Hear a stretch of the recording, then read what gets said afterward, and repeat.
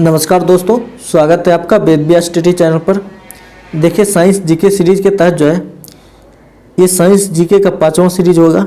इसके पहले जो हमने सीरीज 1 से लेकर सीरीज 4 तक जो है आपको कवर करा दिया है। अगर आप लोग नहीं देखे हैं तो वेद व्यास के स्टडी चैनल से वीडियो सेक्शन में जाकर देख सकते हैं। तो चलिए ज़्यादा देर ना करते हुए इस सीरीज को स्टार्ट करते हैं। पहला सवाल है कि पौधे के किस विधि से भोजन का निर्माण करते हैं। पौधे जो है वो आपका किस विधि से भोजन का निर्माण करते हैं। तो ये आपका प्रकाश संश्लेषण की विधि के द्वारा जो है पौधा भोजन तैयार करता है। मछली निम्नलिखित की सहायता से सांस लेती है। तो मछली जो है वो आपका गिल यानी इसको आप गलफड़ा भी कह सकते हैं।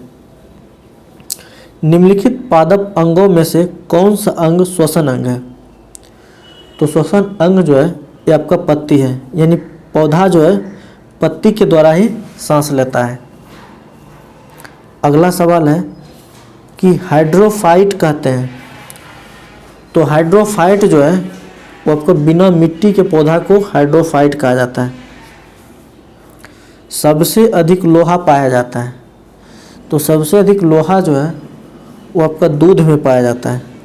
यानी ऑप्शन के हिसाब से देखेंगे, जैसे केला हो गया, हरी सब्जी हो गया, दूध हो गया, सेब हो गया, तो इन सब में जो है आपका दूध में सबसे ज़्यादा लोहा पाया जाता है।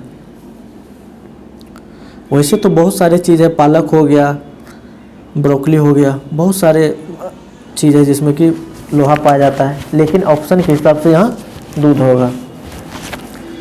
पौधे में जल की ऊपर की ओर गति कहलाती है। तो ये कहा जाता है आपका रसारोहण।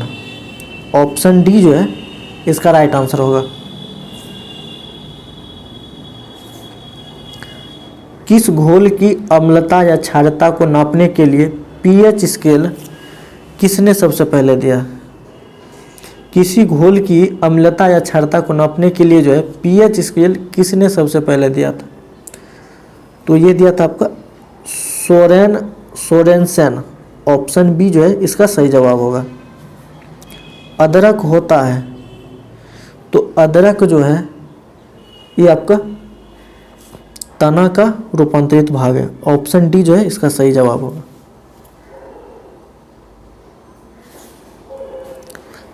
रेशम किससे उत्पन्न होता है। तो रेशम जो है वो आपका रेशम के कीड़े के प्यूपा से। ऑप्शन बी जो है इसका सही जवाब होगा।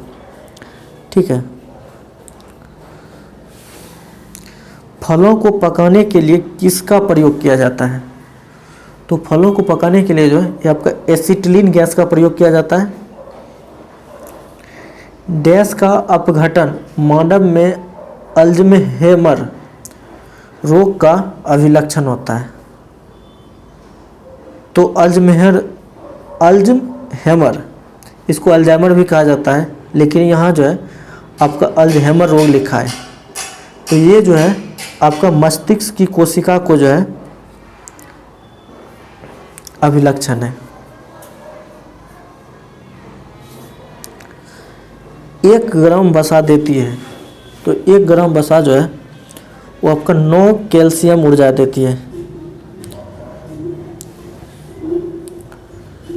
कौन सा विटामिन रक्त को जमाने में मदद करता है। कौन सा विटामिन रक्त को जमाने में मदद करता है। तो विटामिन के जो है ये आपका रक्त को जमाने में मदद करता है। 9 के कैलोरी ऊर्जा होगा।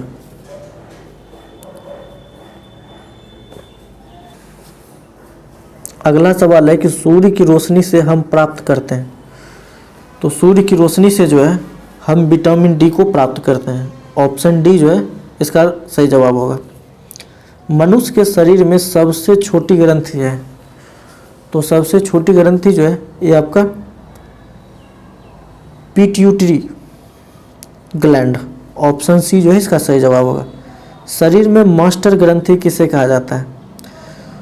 तो मास्टर ग्रंथि भी जो है वो आपका पिट्यूटरी ग्लैंड को ही कहा जाता है, और ये सबसे छोटी ग्रंथि भी है। भ्रूण को भोजन किस माध्यम से प्राप्त होता है। तो ये आपका गर्भनाल द्वारा जो है भोजन मिलता है। शरीर की सबसे बड़ी हड्डी कौन है? तो शरीर की सबसे बड़ी हड्डी जो है ये आपका फीमर हड्डी होती है, और स्टेपिस जो कि कान की हड्डी होती है वो सबसे छोटी हड्डी होती है। मानव मस्तिष्क कितने ग्राम का होता है? तो मानव मस्तिष्क का वजन जो है ये आपका 1350 ग्राम होता है।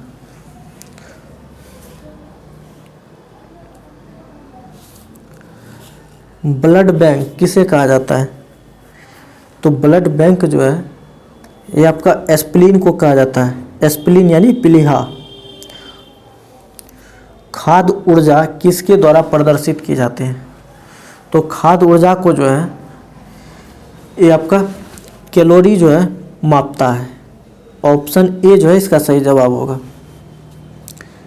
इंसुलिन निम्नलिखित मनुष्य के किस अंग से निकलता है? तो इंसुलिन जो है ये आपका पैनक्रियाज से निकलता है। पेस मेकर का संबंध है, तो पेस मेकर का संबंध जो है ये आपका हृदय से है। ऑप्शन डी जो है इसका सही जवाब होगा। निम्नलिखित में कौन सा विटामिन जल में विलय होता है? तो जल में विलय जो है ये आपका विटामिन सी आपका जल में विलय होता है। कौन सा विटामिन वसा में घुलनशील होता है? तो वसा में घुलनशील जो है ये आपका विटामिन के जो है ये आपका वसा में घुलनशील होता है।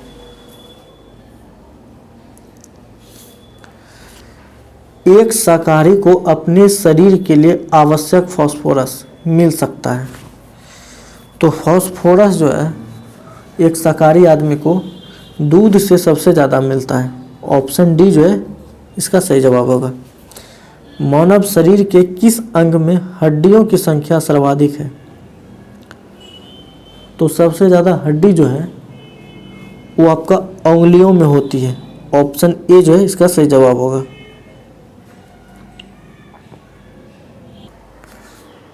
अगला सवाल है कि प्रोटीन क्या है? तो प्रोटीन जो है ये एक प्रकार पॉलीपेप्टाइड्स है। ऑप्शन ए जो है इसका सही जवाब होगा। निम्नलिखित में कौन सा विटामिन यकृत में संचित किया जा सकता है? तो यकृत में जो आपका विटामिन ए रहता है। ऑप्शन ए जो है इसका सही जवाब होगा।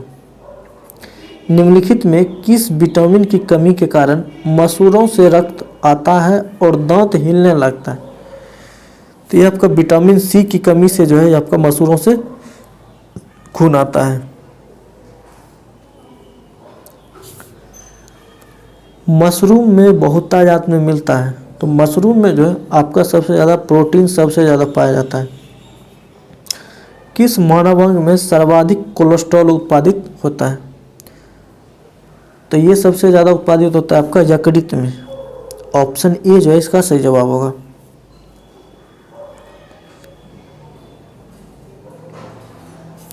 अगला सवाल है कि नेत्र दान में दाता के आँख का कौन सा भाग प्रत्यारोपित किया जाता है?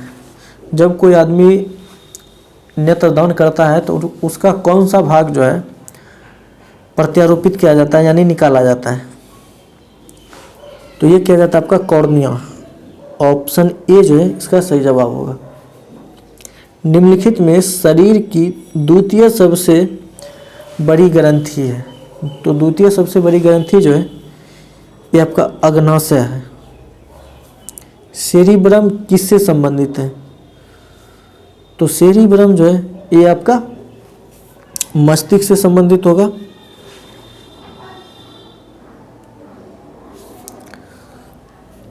मानव शरीर में भोजन के पाचन के संदर्भ में लाइपेज का स्राव कहाँ होता है? तो लाइपेज का स्राव जो है ये आपका अग्नाशय में होता है। खाद्य संसाधन तथा संचयन द्वारा कौन से पोषक तत्व अधिकांश रूप में प्रभावित होते हैं? ये सबसे ज़्यादा होता है विटामिन।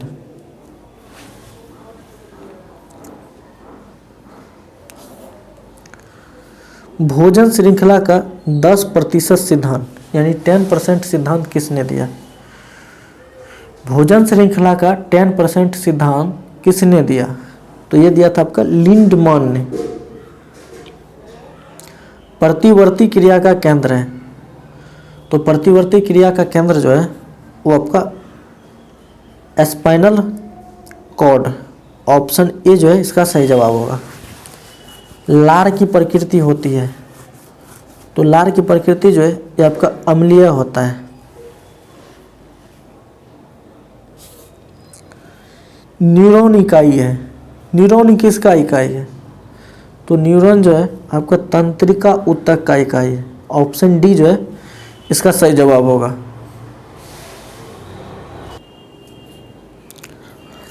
किस हार्मोन द्वारा हृदय का स्पंदन और रुधिर दाब बढ़ जाते हैं?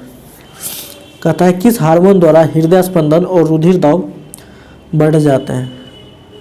तो ये होता है आपका एंडिलन के द्वारा। ऑप्शन बी जो है इसका सही जवाब होगा।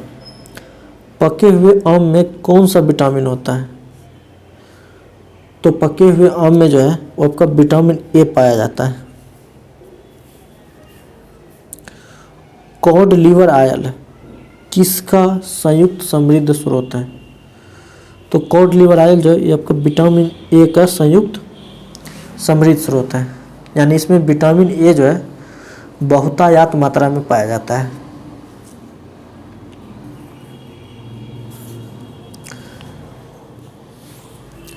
कहाँ पाचन एवं श्वसन मार्ग एक दूसरे को अतिक्रम करता है? तो ये करता है आपका स्वर यंत्र में। वह पदार्थ जिसकी कमी से डिहाइड्रेशन होता है। तो डिहाइड्रेशन जो है किसकी कमी से होता है? तो ये आपका पानी की कमी जब हो जाता है शरीर में, तब शरीर में जो है डिहाइड्रेशन का प्रॉब्लम आता है। पुरुषों में बंध्याकरण शल्य क्रिया को कहते हैं। तो बंध्याकरण जो है ये आपका वेसेक्टोमी कहा जाता है।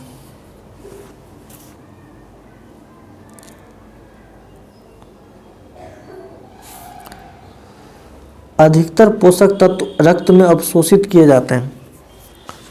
तो ये किया जाता है आपका छोटी आंत से।